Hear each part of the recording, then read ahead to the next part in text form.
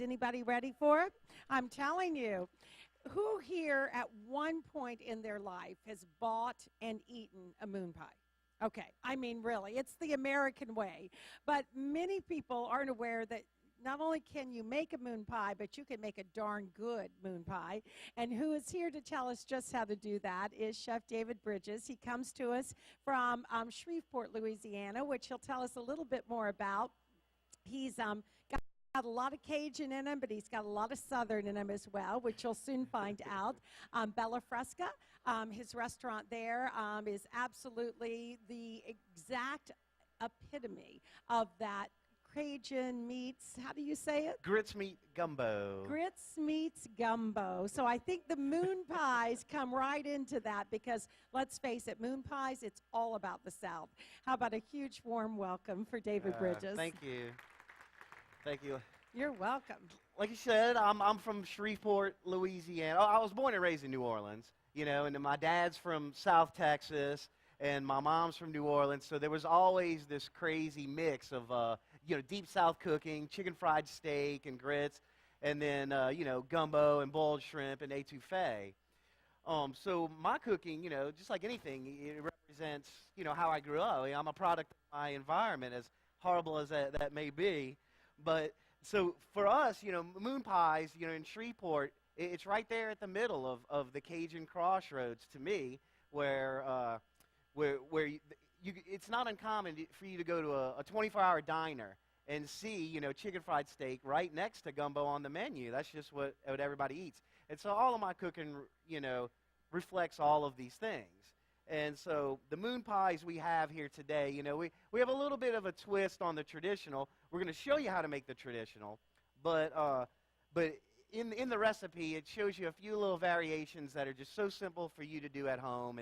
And the fun part is the homemade marshmallow, because it's so easy to do, and I mean, good Lord, until Stephanie showed me how I had never made a homemade marshmallow before. Didn't know that you could make a homemade marshmallow. But today we're gonna do the basic ones, but what you're gonna get to eat, and what the recipe, the variations of the recipe are, you know, a white chocolate with banana. We got like a banana Foster, and then a dark chocolate cookie with chicory, and then a milk chocolate cookie with praline. So it's every single one of those is sort of that mix of deep South cooking and Creole / South Louisiana Cajun people drinking and having more fun than they should. All rolled into one, which we love. So Stephanie is your pastry chef. Yes, ma'am. Wonderful. And so somehow I think you're going to use Stephanie's hands. Oh, yeah. No, she's going to do all the work. She's going to do all the work. I'm just a pretty face. Oh, my gosh. Listen to you. So Stephanie, she's going to start by making the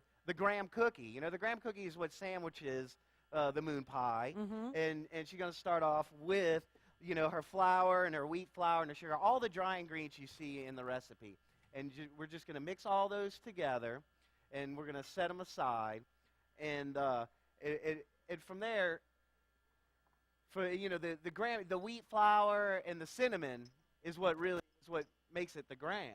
And is that, I mean, that original little packaged moon pie, it has a graham little cookie that's surrounded by the chocolate. By chocolate, yeah. Really? Like the most common ones you'll see are chocolate with just the basic vanilla marshmallow, and then there's the crazy banana one. Right. You know, it's like yellow. Oh, yeah. We throw them at parades. Do you? Yeah. Well, you can buy them by the $50 at Sam's. Wow. And they're cheap. They become cheaper than beans. So, yes. Hey, you might as well. What's Forget more fun Mardi than catching Gras a moon beads. pie or a hot link See? at a parade? Exactly. So Stephanie's got the butter in the mixer here, and we're just going to blend it till it gets soft, just like you would any cookie. You know, one of the big differences between like the normal process of making cookie and making this graham cookie is the sugar is with the dry ingredients, in which we're all going to add at the same time. Most like your chocolate chip cookies has the sugar in with the butter, and then you do like the eggs and all that. But there's no eggs here because we want it to be a little denser of a cookie. We don't want it to rise. And also we're going to do all the dry ingredients at once, so that way just when it comes together, it's almost like a biscuit. It's ready. You want it to be you know, delicate in a sense to where we're not, you know, the fancy chefs, you know, working the gluten. You know, we're not trying to work the gluten or the building blocks to bread even. Mm-hmm. You know, we want it to Because stay you really crumbly. want it to be more of a wafer-like. Yes, ma'am. Yeah, And that'll keep it from rising. Right. And make it more wafer-ish. Wafer-ish. And Stephanie Stephanie's is drizzling adding the honey. Okay. And that's gonna provide some of the sweetener. Our sugar is a little bit more, and then right when it's all blended and all mixed, all nice and together, then she'll add the dry ingredients, and it'll all just sort of come together like just like we all knew it would. Is this kind of like if we wanted to just make our own graham crackers? Is this kind of it? This is exactly so if we wanted to do like homemade s'mores, this is exactly this is what you would do. Yes, ma'am. Okay. And that was the crazy thing. Like, as long as I've been eating moon pies, and we even had like homemade tableside s'mores at the restaurant at one point, it never dawned on me that it was all the same ingredients. Really? I don't know why I kind of skipped out on that. Yeah, it's awesome. But yeah, other than the torching, flaming fire of the marshmallow, yeah, this is just another variation of a classic American thing, exactly.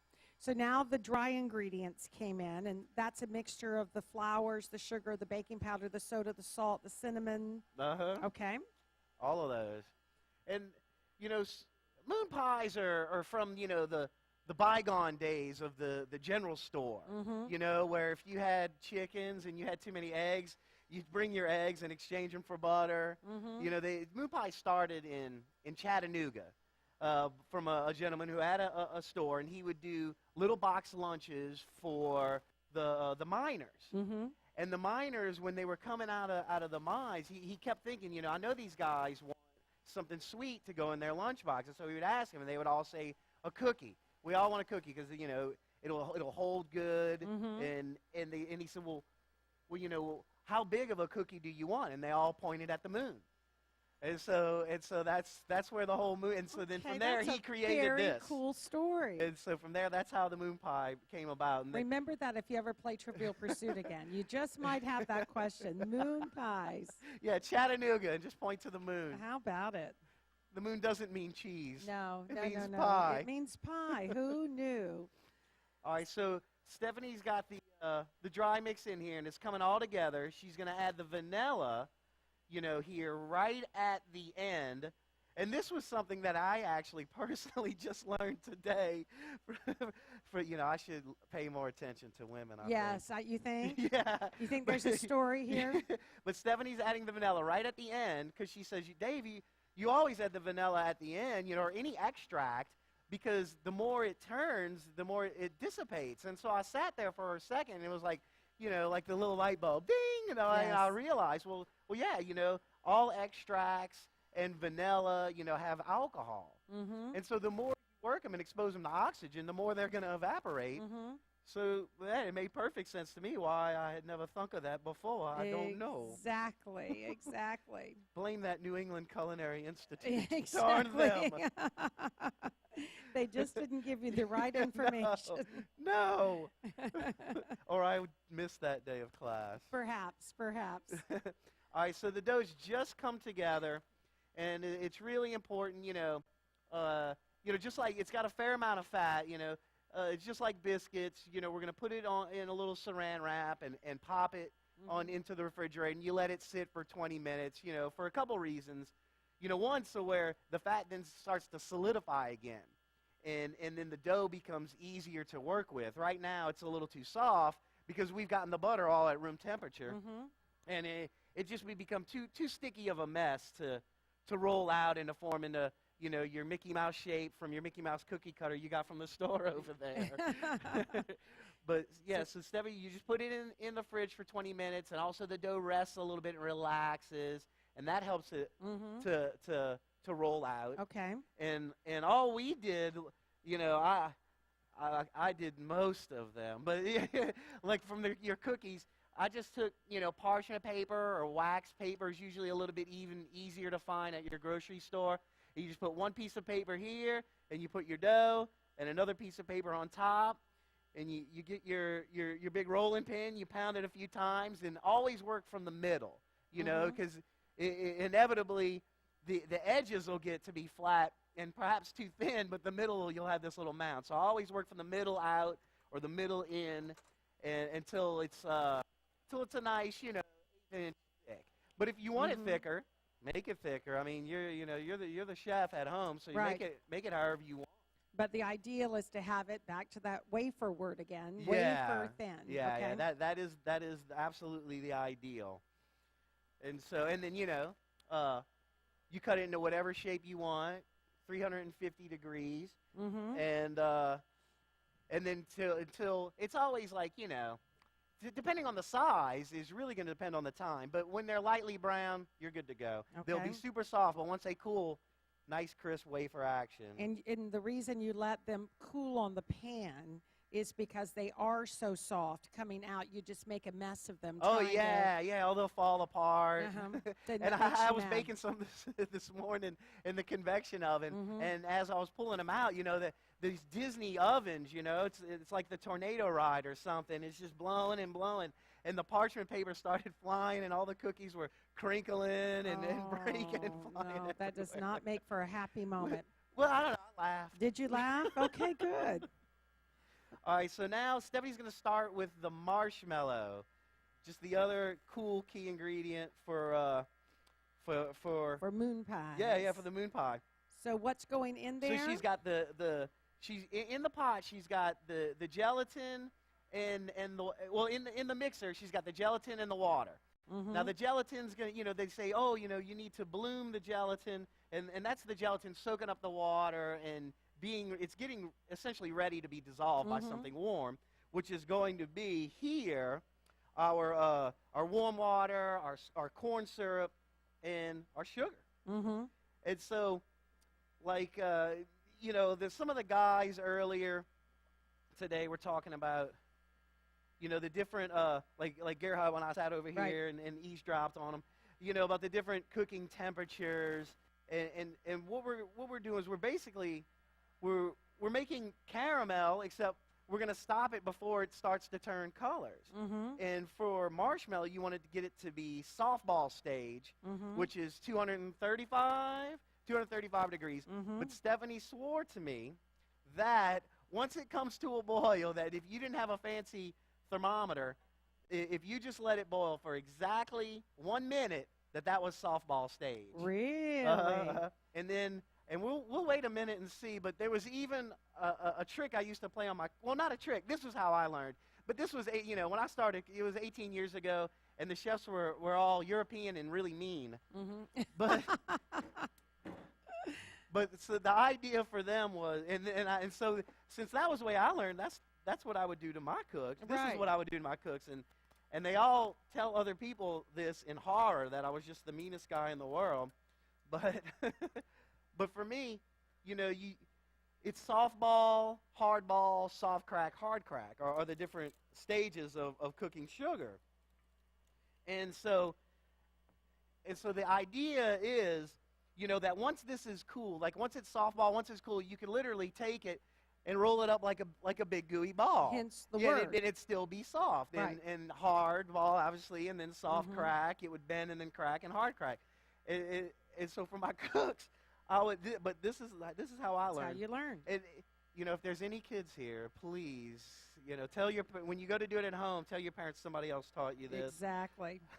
I get sued enough for saying bam. So, but you take your finger. It hasn't been quite a minute yet, and I'm gonna get my finger cold in the ice right here. You sure you want to do this? Well, there's nothing else there. I mean, we got a few minutes to spare. Oh, my gosh. Because you're actually going to put your hand into that. Yeah, because this is how they didn't have temperature gauges forever. Right. Carême and the Antoine Carême in the early 1900s, when he was developing all these pastry recipes in France, didn't have a temperature gauge. So this is where the words came, they didn't say cook it at 235, cook it to softball, cook it to hardball. And then plus, it's always good to know, how to do something without any of the fancy gadgets, just in case it breaks on you one day. Ooh. But it's because I get paid for it. It still has to come out. Now I know but your moon just stick pies my are finger coming. in here and then into the ice. And to me, it doesn't really burn. No. But but I've burnt myself a million times in my life, so I don't really feel it anymore. Yeah, See, I it's guess still a little Teflon gooey. There's still no fingers. ball, but I didn't really time it anyway. No. And you'll see everybody gets 3 of the different moon pies. How fun is that? All right, you can go ahead. Is it ready? Yeah. Yeah, So it's ready. just right, as you said, right Yeah. before it starts to turn caramel color. Yeah, when it gets to the 235 or 1 minute boiling, Uh-huh. then you put it in your mixer where you already have your gelatin bloomed, the fancy chef Which word. bloomed in cold water. That's right. Because a hot water Hot. hot water will hot. make all those little gelatin granules hard. And then it'll be gritty. And we want smooth marshmallow. So Stephanie's starting by letting it go on a little low speed, because if you start kicking it up right away, it's going to splatter and probably burn you. So you want to start off a little bit low and let it start to cool. Let some air get in it, and the volume will come up, and it won't start flying all over your kitchen. Because plus, when cooked sugar flies, it hits your sideboards. It's not going to really want to come off all that No, easily. it's going to become one with your sidebars. Now, the recipe calls for a quarter cup of gelatin. That's Yes, a ma'am. lot of gelatin. And between the gelatin and the sugar cooling, that's what's going to set all that cool little fluffy air into the marshmallow. Yeah, Right. it is a lot, but they had a surplus of gelatin in Chattanooga in the early 1900s. Clearly, they were looking for something to do with that Obviously. gelatin. Exactly. So once this goes, once this goes for anywhere from 5 to 10 minutes, it'll be super fluffy. And then previously, right before this, and you do this at home too, because in the fancy kitchens, we have like 5 of these things sitting around. And so Stephanie will have like the egg whites already whipping in one, and then this going in another, and then it all comes together in one beautiful ceremony at the end. But, for normal people, most of us are lucky just to have one of these. Very happy to have one. Exactly. So if you do have one, or even the hand blender, do the egg whites first. Just put them in a bowl and stick them in your refrigerator. And so that's all we did here. And then we just wiped it out and started right on the corn syrup sugar mixture. And then right when it's super fluffy, we're gonna fold the 2 together, and then we'll pour it in a pan and stick it back in the fridge to set. And it really takes hardly any time at all. Like we made, 6 huge pans this morning, and they were probably in the fridge about 20 minutes before they were set and ready to go. And this is also something, just the marshmallow recipe itself is also something really cool and fun to do with your kids. Because then, like if you went, I went to a grocery store the other day in Los Angeles, and there must have been at least 20 different extracts. And so that's how many different ways you could flavor marshmallow. And I've even seen it in the fancy, pastry stores where they're like, $2.50 for a little cube of, Right. Lavender marshmallow or orange marshmallow. And I was like, oh my God, It's just sugar and and water. and a lot of I gelatin. need to get in the lot of marshmallow gelatin. business. So really what you're saying is that we could use orange extract, or Yeah, we could use almond. lavender Yeah, extract. and that's almond. all we're doing here is like the basic is vanilla, obviously, and then y'all will taste the white chocolate one has the banana, the milk chocolate one has the praline extract, and the dark chocolate one has the chicory, Creole coffee extract. Wow. And So you're just And waiting so for right- that to whip up. and the extract goes, into the egg whites right as they come to soft peaks, where you take your whisk and you pick it up and it lifts up and it just starts to fall back down a little bit. That's soft peaks. Right when it gets to soft peaks, you add your extract right at the end, like Stephanie taught me today. I've been doing it wrong forever. Forever. Well, there's a reason you're not a pastry chef. Yes, it's Exactly. a science. It is. I'm an artist. I know, exactly. Pastry chef is a science. You could have gone into I don't have the engineering patience. if you wanted to Yeah, do that. yeah. Exactly. I could have been a doctor. I know. And so, that's good. So once it's all ready, then Stephanie just folds it together and pours it into the pan. Where did I put the pan? Oh, yeah. I bet Gobert took it. Gobert would not have taken your pan. Like whatever shape you want, obviously we use, the basic square. Mm-hmm. But in this case, I think round would be wonderful. Yeah, round is exactly the perfect idea. Round is what I've been talking about this whole time. And so, I'm sure everybody, I'll go over just the quick little folding, just in case you're not familiar. But you always start with whatever is the warmer, which obviously our corn syrup mixture. Mm-hmm. And then we're going to put a little into the egg whites, and that sort of preps it, Mm-hmm. for going back it starts to lower the temperature of the egg whites to get the two a little bit closer together. Mm-hmm. And so then it's once that's the classic done, tempering. yeah, the classic tempering. And then once that's done, then you just fold the two in together. And then really, a lot of times you see stuff and you say, that they just made it look easy. I know it's not that easy. I know it's got to be more difficult than that. No, it really isn't. It's really this easy. It's really, it really is. Wow. It really, really is. I mean, good Lord, it's 5 ingredients. I know.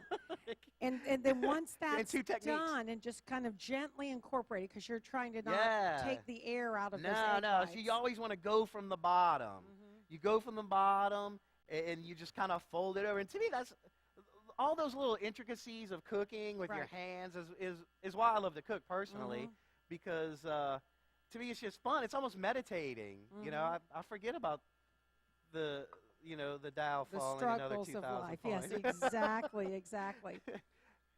Lowering the prices on my menu.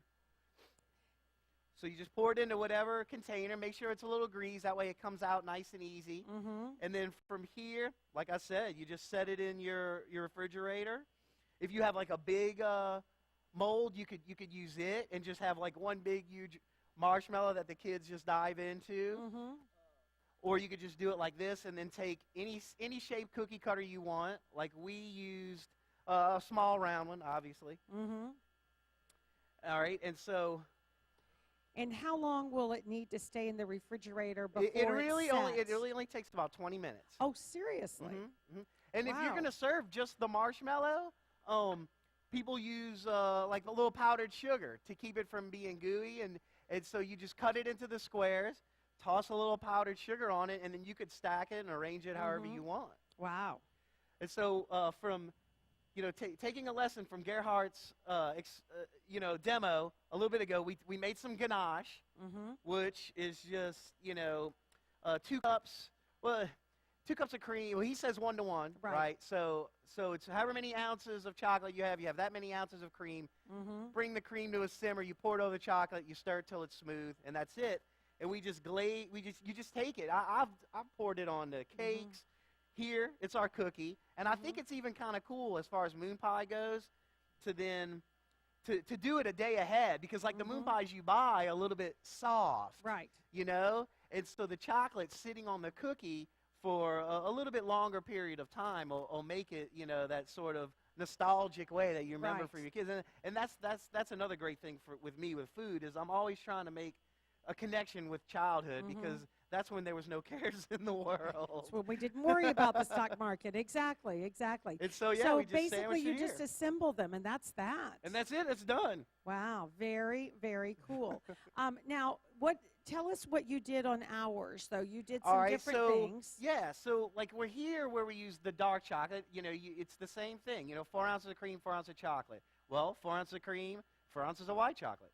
4 ounces of cream, 4 ounces of semi-sweet chocolate. Milk chocolate. Right. They even make the Hershey's has that chocolate nowadays with the peanut butter in it. Right. Right. And I bet you could probably find a grape extract. That would be like peanut butter and jelly moon pie. Oh, my gosh. Think about that. I've been on a peanut butter jelly kick lately. Oh, that could be very interesting. I know. So basically, you're changing the flavor of the ganache. It's the same techniques and the same recipe. Right. It's just it's just a little bit of a different ingredient. And then It's a different extract or a different chocolate. And then you change the flavor of the marshmallow. Yeah, by the for different what you would want to do as well. Uh-huh. Wow, very cool. What do you think? Has anybody ever? I know, it's awesome. I mean, they look fun.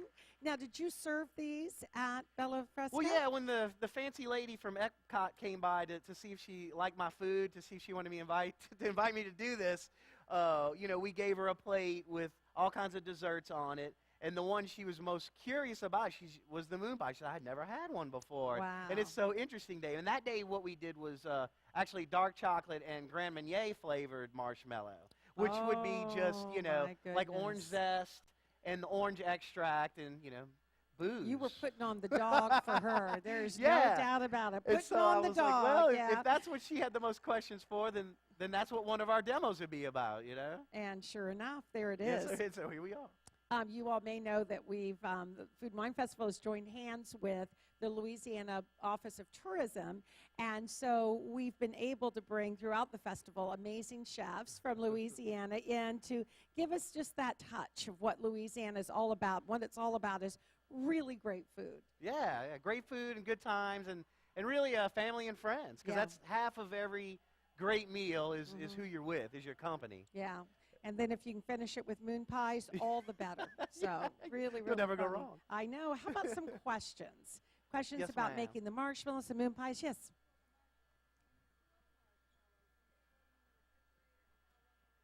When you Yeah, store I would say the marshmallows refrigerator, in the refrigerator. and we've always been good for probably a solid week. 2 weeks. Okay. 2 Do you weeks. just cover them really well Yeah, and come tight? a little saran wrap. Because that humidity in the refrigerator couldn't be good for them somehow. Yeah, I just like we leave them in the pan that we make it in until we're ready to then use it for something. Shape them in whatever way. Yeah, shape them, and then we take them out Uh-huh. and hit them with the powdered sugar and get it ready to go. What would happen if you just stored them? Like I'm thinking if you were going to make marshmallows and give them to someone for a little gift, would they stay outside of the refrigerator for a period of time? Oh, definitely. Just with the powdered sugar. Yeah, the powdered sugar. Mm-hmm. Yeah, and they usually mix a little cornstarch in it also because cornstarch is a moisture absorber. Right. And so that'll keep them from being, sticky. Right. What kind of proportion of powdered sugar to cornstarch, Stephanie? What do you think? Equal parts. Yeah. Oh, that much. Because the cornstarch doesn't really have any flavor. It just kind of helps to, Yeah. be like silica. It just kind of absorbs it. That's awesome. Fun. Yes. Yeah, a cookie cutter. Nothing.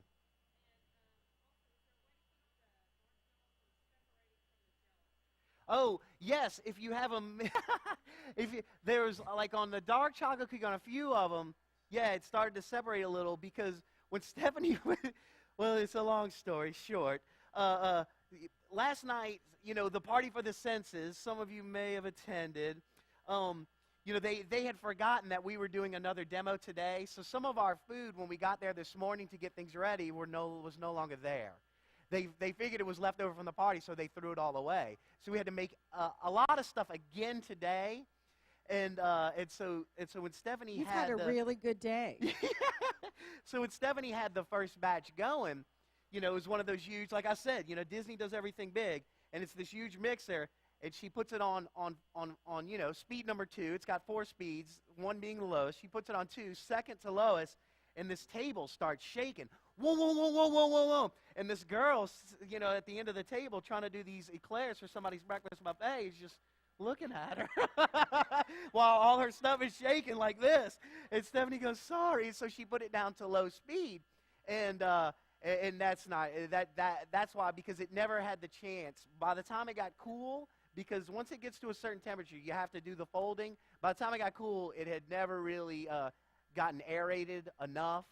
And so it separated a little bit in the pan, and that's why the other ones were okay. Because then I told Stephanie, well, if she can't make her darn eclairs, she can go to another kitchen.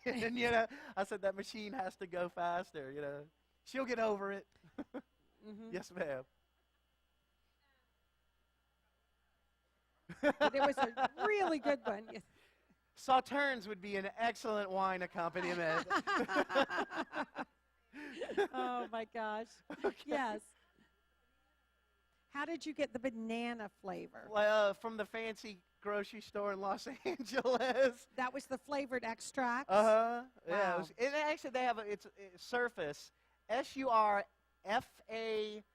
surfasfas.com. You could even call and order, and they have everything. Yeah. If you're in Los Angeles, of course you can just walk in. But if not, you could order it online. Surface, They have, S-U-R-F-A-S. yeah, Surface. S-U-R-F-A-S. They have .com. everything there. Nielsen Good Lord. Massey, who does the vanilla extracts we love so much, Yeah. also does some flavored extracts of orange and lemon Uh-huh. and Meyer lemon. And it It's just goes incredible on and what they on. have out nowadays. Yeah, it's really, really Makes awesome. things so much easier. Did you think of your question? Okay.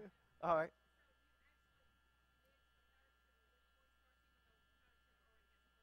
Yeah. So you 'cause mix it's the just- powdered sugar and It's cornstarch. just not enough. Yeah. Right. Uh-huh. Yeah. Right. It just needs a little bit more Wow. to help. And it also will depend on where you live and the humidity. Well, Here is obviously going to be a ton. In Louisiana, even a Ton, little bit yes, more. yes. Idaho. Lots of cornstarch. Lots Not of so much. cornstarch. Not too much. Exactly. Any last questions? Well, then how about a huge thank you Thank to you. David Thank you. Bridges, to Stephanie, to the Louisiana Office of Tourism for bringing in. We hope you'll come back. Yeah, I'll be back in a week. Okay. Are you really? For the City Taste. Oh, The Louisiana City awesome. Taste on That's November right. 7th. Oh, that's going to be fabulous. Wonderful. And you all have a very magical evening, and hopefully we will see you again when our culinary demonstrations begin on Wednesday. Thanks so much. Thank you.